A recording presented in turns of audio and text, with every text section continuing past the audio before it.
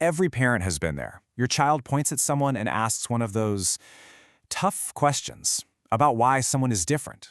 And these moments, they can feel really challenging, right? But what if they're actually incredible opportunities? Today, we're going to dive into how to turn that raw curiosity into some real, genuine connection and understanding. So just picture it for a second. You're out somewhere, maybe the grocery store or the park, and your child's voice just cuts through all the noise with this exact question. And your heart kind of skips a beat. It feels so loud, so public. And all of a sudden, it feels like every single eye is on you. What you say next, well, it matters a whole lot more than you might think. And that's the thing. Our answer in that moment is just incredibly powerful. It does so much more than just answer a question. It's literally laying down a blueprint in your child's mind for how they're going to see differences for years, maybe their whole life. It can be the foundation for judgment, or it can be the foundation for empathy. So where do we so often get it wrong? Well, it usually starts with the words we pick. In that rush to give a quick and easy answer, we often just grab for a simple label, and we don't even realize how limiting those words can be.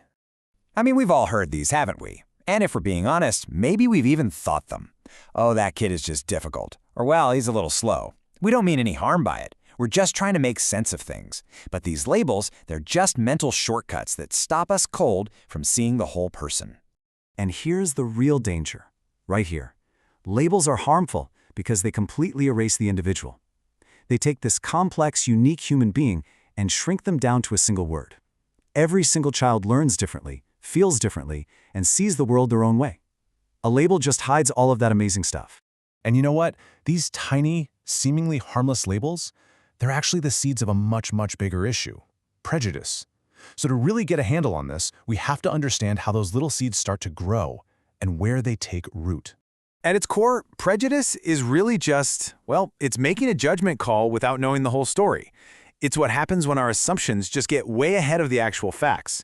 See, once we slap a quick label on someone, it becomes way too easy to let that one word define the whole person.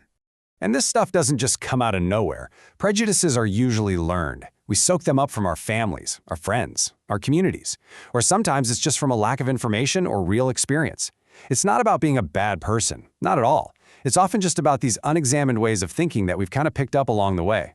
And for the child who's on the receiving end of all this, the harm is so real. It's not some abstract idea. It's being the one left out of the game at recess. It's feeling totally alone in the crowded classroom, and it's carrying this heavy weight of low self-confidence. This is why getting beyond labels is just so critical. Okay, but there is a really powerful antidote to all this judgment and prejudice. We're going to shift gears now, moving from the problem to the solution. And that solution is empathy. It's a skill that can honestly change everything. And here's the best news about empathy. It's not some magic power you're either born with or you're not. No way. It's a practical skill, something that can be learned and something that can be taught. It really just has two simple parts. First, trying to understand what someone else might be feeling. And second, trying to see the world from their point of view. That's it.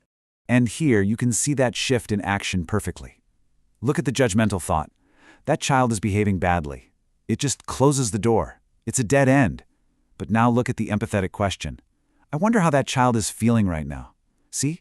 It opens that door right back up. It replaces that dead-end certainty with something way more powerful: curiosity. As parents, our role in this is absolutely huge because our kids are always watching us.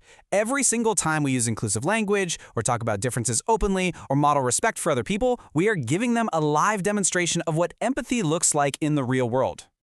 Okay, so let's get super practical. This last part is all about your toolkit. We're talking concrete, simple things you can start doing, like today, to build a home where empathy and inclusion can really, truly grow. So here's a simple little plan you can try out this week. First, when that question about differences comes up, just stay calm and respond openly. Then, turn it around with a curious question of your own. Next, encourage them to connect. Maybe talk to a classmate they don't know very well. And finally, be the one to suggest including someone who might be sitting on the sidelines. They're simple steps, but they have a huge impact. And hey, if you're ever stuck and don't know what to say, here is a simple but really powerful script. It's all about reframing. Instead of that fear-based reaction, don't go near them, you shift to a courageous, inclusive one. Let's try to understand. That one little change in your words, it changes the entire dynamic. It's a total game changer. And please, remember this.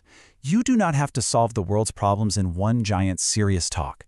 It's the small, everyday conversations that build up over time. Every little question, every moment of curiosity, it's all building a foundation of awareness and empathy that is going to last your child a lifetime.